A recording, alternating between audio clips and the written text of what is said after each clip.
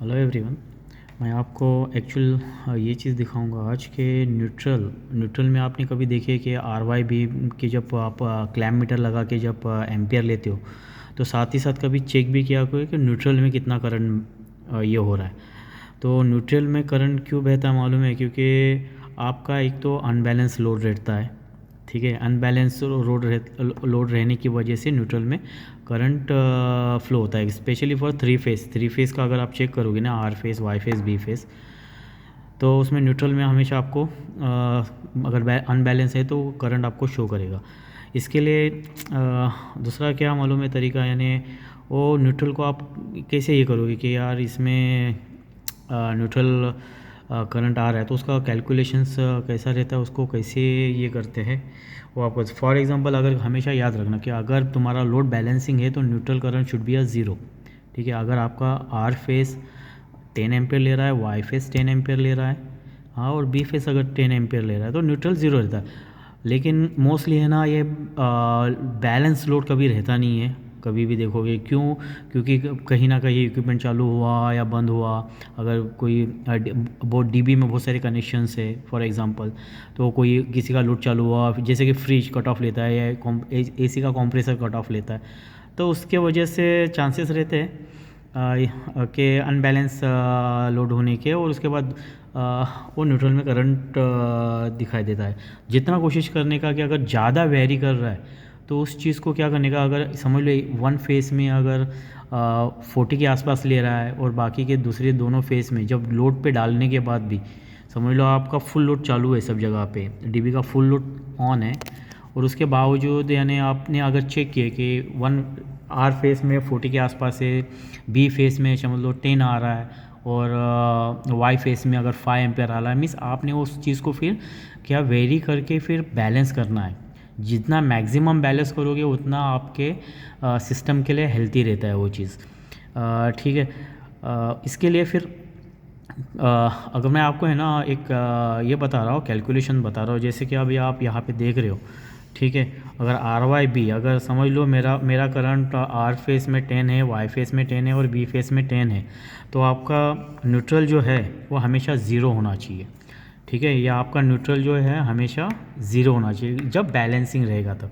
और फिर अगर आप उसका जो फार्मूला जो है ना, देखो ये फार्मूला जो रहता है ना, वो रूट आर का स्क्वायर, वाई का स्क्वायर, बी का स्क्वायर, यानी प्लस और minus R Y Y B और आर बी, यानी ये एक्चुअल उसका फार्मूला। अगर ये फार्मूला में अगर वो वैल्यू डाल दोगे ना, आर की कितनी है, वाई की कितनी है, तो आपको एक्चुअल आपके सिस्टम में करंट कितना बह रहा है ना वो शो करेगा।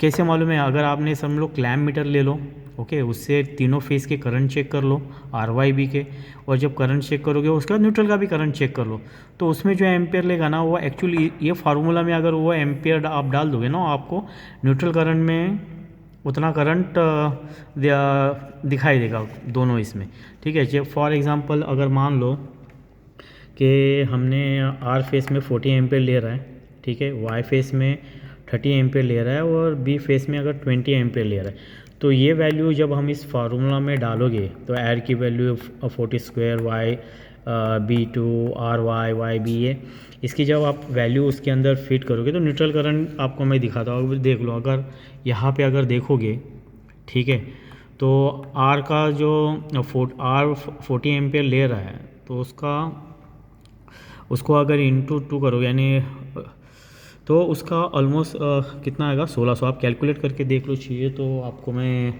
कैलकुलेट में भी दिखा देता हूँ, चाहिए तो। जैसे कि अभी देखो 40 एम्पेयर ले रहा है, हाँ, इंटू 40, तो कितना आ गया आप 1600, 1600। सेम चीज़ अगर वाई फेस अगर आपका ये ले रहा है, ठीक है, एक मिनट, अगर वाई फेस 30 एम्पेयर ले रहा है, ठीक है, तो उसका वाई फेस का अगर यहाँ पे देखोगे तो स्क्वायर रूट निकालोगे तो 30 इंटू 30 का है 900। फिर सेम चीज़ ये जो वैल्यूज़ जो है ना, ये आपने इस फार्मूला में डालनी है, ठीक है। इस फार्मूला में डाल के फिर उसको अगर टोटल ये करोगे तो अराउंड इसको यानी कैसे मालूम है 1600 900 400 इसका प्लस किए, फिर इसको -12 -600 -1200 -600 -8, इस अगर इसको अगर आप कैलकुलेट करेंगे तो टोटल आपको ये इतनी वैल्यू आ जाएगी 300 के पास। तो उसको रूट कॉस्ट में डालोगे, ठीक है, तो आपका जो एम्पियर जो रहेगा ना, जो न्यूट्रल करंट जो रहेगा वो 17.32 के आसपास आ जाएगा। आप ये कैलकुलेशन करके देख लो, आपको एक्चुअल इतना जब आपके सिस्टम में अगर 40 एम्पियर के आसपास यानी आर फेस में 40 है, वाई फेस में 30 एम्पियर है और बी फेस में अगर 20 एम्पियर्स है, तो आपका जो न्यूट्रल करंट है वो ऑलमोस्ट 17.32 यानी ऑलमोस्ट 17 एम्पियर के आसपास आना चाहिए। ठीक है, तो ये एक बार प्रैक्टिकल करके भी आप देख लो तो आपको समझ में आ जाएगा कि न्यूट्रल। तो ये जब एक्चुअल न्यूट्रल में करंट के रीज़न्स क्या रहते हैं आने के, मैंने बताया ना कि अनबैलेंस लोड। अगर आपका बैलेंस लोड है तो हमेशा ज़ीरो रहेगा, अनबैलेंस रहेगा तो आपका न्यूट्रल में करंट फ्लो होगा। ठीक है, और उसके बाद आप क्यों और दूसरे क्या रहते हैं मालूम, अभी आज का जो इससे क्या हार्मोनिक्स की वजह से भी आपके इसमें करंट अनबैलेंस होते हैं हार्मोनिक्स की वजह से। तो अब जैसे कि हार्मोनिक्स में जैसे एलईडी हो गया, उसके बाद एसएमपी हो गया, तो ये सब है ना हार्मोनिक्स का इसको करंट को फ्लो करते। ठीक है, तो ठीक है गाइज़, ये आप एक बार देख लो और फिर कभी भी इलेक्ट्रिशियन ने वगैरह ये सब चीज़ें देखनी चाहिए जब डीबी के करंट ले रहे हो वहाँ पे जाके कि अपना बैलेंसिंग लोड है कि नहीं। हमेशा जब भी पीपीएम या वगैरह करते हो ना, तो हमेशा आप लोग ज़रूर वो चेक करना चाहिए कि हमारे सिस्टम में करंट कितना फ़्लो हो रहा है। आप आर फेस में, वाई फेस में, बी फेस में। अगर ये सिंगल फेस है तो सिंगल फेस में सेम ही रहता है। आप अगर फेस में जितना करंट आपका रहेगा उतना ही न्यूट्रल में आएगा, लेकिन 3 फेस में हमेशा आपको है ना हमेशा मिलेगा। और सिंपल तरीका एक बता दूंगा ना आपको। तो फॉर एग्ज़ाम्पल कभी भी एक याद रखना, अगर मोस्टली अगर ये मेरा समझ लो 40 एम्पियर यानी हायर एम्पियर, ये एक नॉर्मल तरीका है। हायर एम्पियर्स जो फेस में रहेगा, जैसे कि अब यहाँ पे 40 एम्पियर्स है और लोअर एम्पियर अगर देखोगे, हाँ, तो यहाँ पे लोअर एम्पियर्स कितना है 20 है। ठीक है, तो 40 में से अगर 20 माइनस करोगे ना तो ऑलमोस्ट 20।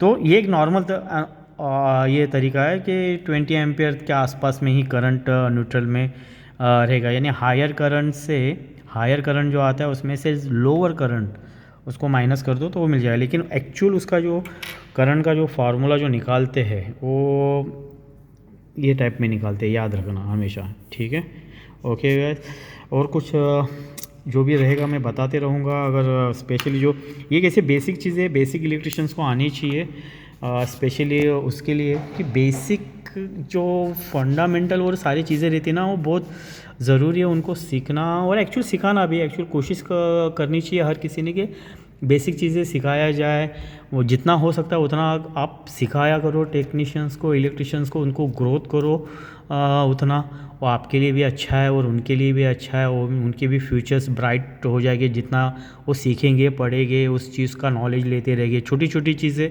बहुत ज़रूरी है उन लोगों को सीखना। ठीक है, आई होप्स कि आप समझ चुके होंगे, स्पेशली इलेक्ट्रिशियंस लोग के लिए है।